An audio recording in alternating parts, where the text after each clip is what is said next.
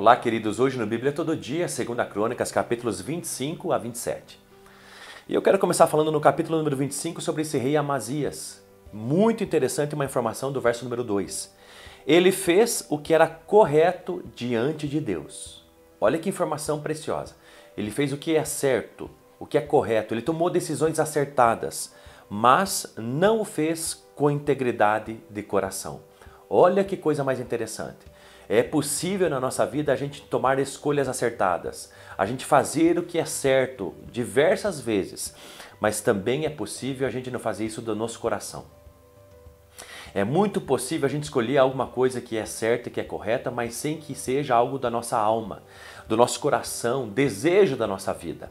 E é assim a característica da vida de Amazias. Ele começa o seu reinado e ele faz uma coisa interessante, ele acaba executando aqueles que assassinaram seu pai, o rei Joás. E o verso número 4 diz, mas não matou seus filhos, pois fez segundo está escrito na lei, no livro de Moisés, como o Senhor ordenou. Então olha que interessante, ele mandou matar os assassinos do seu pai, aqueles que haviam matado seu pai, mas não mandou matar os familiares, os filhos dos assassinos. O que ele está fazendo aqui? Ele está obedecendo o que diz Deuteronômios, capítulo número 24, verso número 16, onde diz que os filhos não serão responsáveis pelos pecados dos pais, nem os pais pelos pecados dos filhos. Olha que interessante, ele está aqui, de alguma forma, fazendo o que é correto, fazendo o que é certo. Pegou um assunto específico, uma área específica do seu governo e reinado e fez o que é certo, obedeceu às escrituras, fez o que é certo aos olhos de Deus. Porque eu estou sendo enfático nisso, você vai ver por quê. E aí ele faz um censo de todo o reino de Judá e um levantamento dos homens que pode sair da guerra. E o total desses homens são 300 mil, mas ele contrata mais 100 mil, se é assim que eu posso dizer, mercenários, né?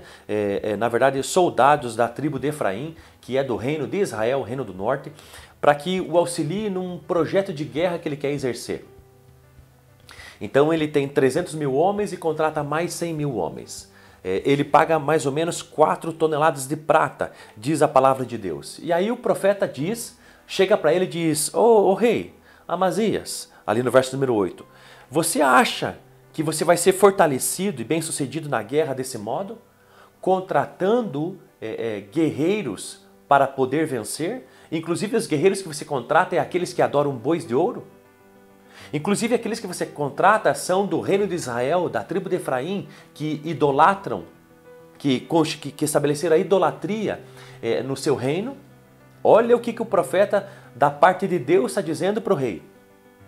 Você acha que é assim que você vai vencer? É nisso que você se encoraja? É nisso que você se fortalece? Contratando soldados ímpios? Por que o profeta está dizendo isso da parte de Deus? Porque isso é muito comum na nossa vida. A gente tem certas guerras para lutar e a gente olha para aquilo que a gente tem e percebe que às vezes é insuficiente para a vitória plena e a gente então dá jeito, a gente dá os nossos pulos, a gente às vezes até faz associações com pessoas ímpias para que então a gente tenha certeza que vai vencer. Sabe que quando a gente faz isso, a gente está abrindo mão daquilo que é mais precioso da vida de um cristão, de um filho de Deus, abrindo mão de depender de Deus. E é por isso que a gente se estrepa, a gente de alguma forma perde, fracassa em tantos objetivos que a gente estabelece. Porque a gente faz de forma errada, a gente deixa de depender de Deus de todo o coração para depender na situação que a gente cria e na força que a gente tem. E aí ele diz para o profeta, olha a resposta que ele fala para o profeta. Mas o que eu vou fazer agora com as 4 toneladas, né, os 100 talentos de prata que eu dei para as tropas de Israel? Olha o que ele está preocupado, ele fica pensando, será que eu vou obedecer a Deus? Ou, puxa, e agora eu já paguei? Pense em algo. Talvez você já tenha pago alguma coisa, talvez você deu a primeira parcela de uma situação, talvez você já deu o sinal de alguma coisa e está preso a isso que você sabe que não é da vontade de Deus, mas está preso a isso por causa do sinal que você deu. Esqueça o sinal que você deu. Esqueça, não importa se foi 4 toneladas de prata. Não se apegue a isso, não continue a fazer uma coisa que você sabe que Deus reprova, porque você já deu uma entrada. Por favor, porque você já investiu certo, já colocou dinheiro e tanto que você colocou que é 4 toneladas. Olha o que o profeta respondeu para o rei. O homem de Deus respondeu: o Senhor tem muito mais para te dar do que isso. Ainda que você tenha dado um sinal, ainda que você tenha dado uma garantia, ainda que você tenha investido algo que você sabe que tem que retroceder, que tem que voltar atrás, não faça associações indevidas com homens ímpios. Obedeça a Deus e dependa dele. Saiba de uma coisa, ainda que no primeiro momento você vai perder um pouco, ainda que você vai perder talvez muito, 4 toneladas de prata, saiba, Deus tem muito mais para te dar do que isso que você, através da desobediência, já gastou. Obedeça a Deus. E aí o que ele faz? Ele obedece a Deus. Glória a Deus nas maiores alturas. Ele obedece a Deus e ele manda embora esses 100 mil soldados da tribo de Efraim, do reino de Israel que ele havia contratado. Mas como que esses homens vão embora? A Bíblia diz no verso número 10 que eles vão embora indignados e voltaram para a terra furiosos. Por quê? Porque não foram acharam dignos aos olhos de Amazias ou dos olhos de Deus de saírem para a guerra. De alguma forma voltaram para casa sem uma coisa que motivava muitos guerreiros da época, que é se tivessem a vitória, pudesse ter acesso ao despojo da terra ou dos povos que eles conquistaram.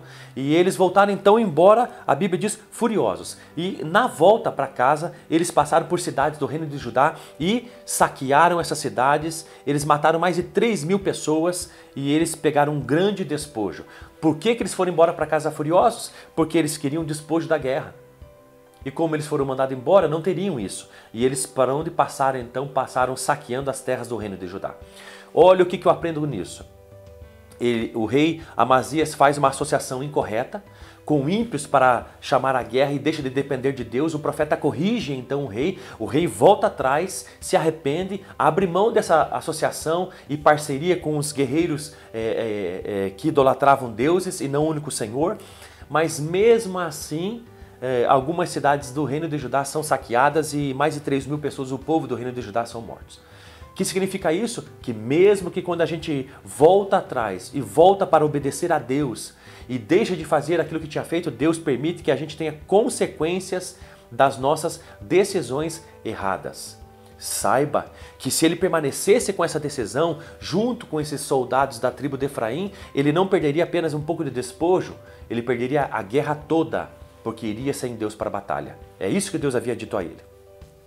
E então ele vai para a guerra, no verso número 14, vence porque Deus está com ele. Pense, numa quantidade muito menor de soldados, 25% a menos, mas vence. Por quê? Porque Deus está com eles. Porque eles obedeceram. E ele vence, mas olha o que esse rei Amazias faz.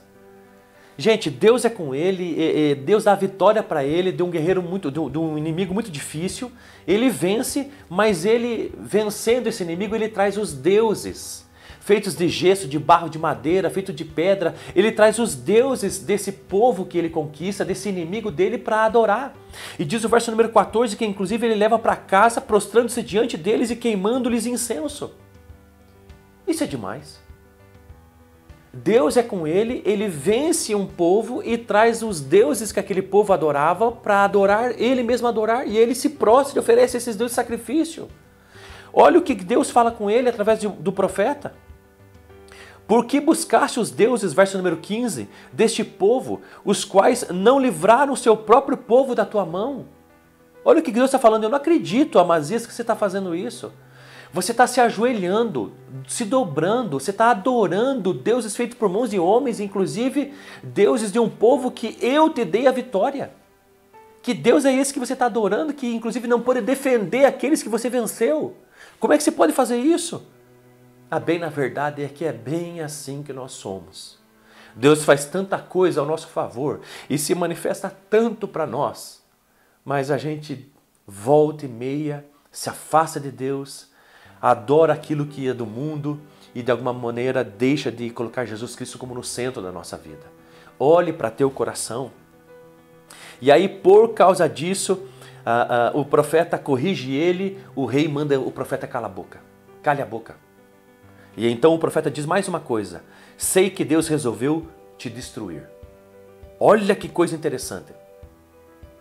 Por isso que o texto no verso número 2, o capítulo 25, diz que ele fez o que era certo aos olhos de Deus, mas não fez com integridade de coração. Ele tomou até algumas decisões corretas baseadas na Bíblia, mas outras totalmente contra a vontade de Deus, inclusive estabelecendo idolatria na sua casa e no reino de Judá. Por causa disso, Deus havia estabelecido sobre ele a destruição. E Deus então permite sobre ele a soberba e o orgulho, e entrega então o rei Amazias a isso, ao orgulho e a soberba, e então ele chama para a guerra o rei de Israel. E o rei de Israel diz: você ficou soberbo só porque destruiu o povo de Edom? E eles realmente lutaram, e realmente o povo de Israel vence o reino de Judá. Por quê? Porque Deus permitiu. Olha o que diz o verso 20. Porém Amazias não lhe deu ouvidos, ainda que o rei de Israel disse: você vai perder, você é fraquinho. Para que você quer lutar comigo? E aí, pois isso vinha de Deus para entregá-los na mão dos seus inimigos. Deus permitiu a derrota e a destruição de Amazias e a sua morte nessa guerra. A pior coisa é a punição de Deus. Saiba de uma coisa: não é momentos difíceis. A pior coisa de um juízo de Deus, de um julgamento de Deus para com os seus filhos, é permitir que os seus filhos façam o que querem. Amazias queria a guerra, e a guerra trouxe a morte a ele. Quando um filho de Deus quer algo que vai lhe trazer a morte, Deus mostra, aconselha, impede, revela, manifesta, declara, chama profetas. Mas Deus queria destruir, matar agora esse homem. Por isso Deus não fala mais nada e entrega a ele aquilo que ele quer. Por isso saiba de uma coisa. Talvez você pense que é penoso e muito difícil servir as leis de Deus. Não. Saiba que se você se entregar ao que você quer, vai te trazer a morte. Por isso a palavra de Deus não é penosa. Siga os caminhos de Deus, vai te levar à vida. No capítulo número 26, o próximo rei é Azarias.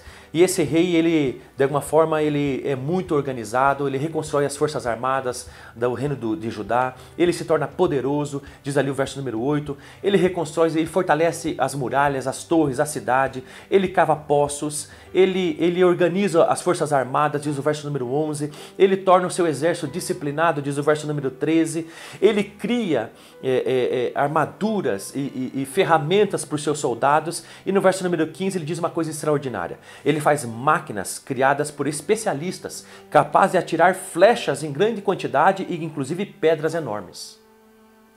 Olha como o reino de Azarias é um reino organizado, é um reino estabelecido estrategicamente, de forma organizacional, e ele se torna um rei muito poderoso por causa disso. Mas o que acontece depois que ele se torna muito poderoso? Como qualquer outro homem, fica cheio de orgulho e de soberba, e como aqueles que o antecederam, os reis, quando se tornaram poderosos, deixaram de colocar Jesus Cristo em primeiro lugar, e o seu reino e a sua justiça, e ficaram então soberbos e orgulhosos, como diz o verso número 15. Sua fama foi tão longe, porque maravilhosamente foi ajudado por Deus Todo-Poderoso, que chegou então sobre o Egito a sua fama. E olha o que diz o verso 16. Mas quando se tornou poderoso, seu coração se exaltou e isso o fez cair, pelo que pecou contra o Senhor seu Deus, pois entrou no templo do Senhor para queimar incenso no altar de incenso. Então o que ele fez? Ele se tornou tão poderoso e ficou tão soberbo e orgulhoso que ele, rei, líder então civil da nação do reino de Judá, faz coisas de um líder religioso, de um sacerdote que ia entrar no santo lugar e oferecer então incenso no altar de incenso. Isso não era permitido, era contra as leis de Deus, só sacerdote, nem levita podia entrar. Ele entra, um grupo de sacerdotes entra atrás dele, corrigindo ele não quer nem saber, fica irritado e na hora ele fica com lepra na sua testa e ele então sai rapidamente e é isso que acontece então com o rei Azarias. Ele pega a lepra por todo o seu corpo e ele morre com essa lepra e é isso que o leva à morte. Saiba de uma coisa. Não importa quão sucesso você tem, permaneça humilde. Você não pode se achar maior do que os outros. E inclusive, você não pode achar que porque Deus abençoou você em certas áreas, que você tem o direito de fazer o que você bem quer. Não. Com Deus nunca funcionou isso, não funcione.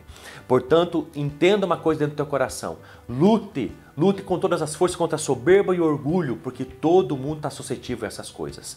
E o final, o capítulo número 27, vai falar sobre o próximo rei, Jotão, e quero apenas dizer uma coisa sobre esse rei que foi extraordinário. A Bíblia diz que ele fez o que era correto diante do Senhor, conforme tudo que o seu pai Uzias tinha feito, e lembre-se que o seu pai errou e pecou contra Deus, porém não invadiu o templo do Senhor. Olha que coisa mais interessante. Ele então fez o que era correto, mas não caiu nos mesmos erros do seu Pai. Olhe para dentro do teu coração, olhe para aquilo que você tem acertado, mas principalmente para aquilo que você tem errado. Se arrependa, se quebrante diante de Deus, confesse. Não importa como você foi educado, você não precisa cair nos mesmos erros do seu pai. Por quê? Porque você tem sua vida. Medite na palavra de Deus de dia e de noite. E é assim que você vai aprender a ter temor de Deus. Deus te abençoe.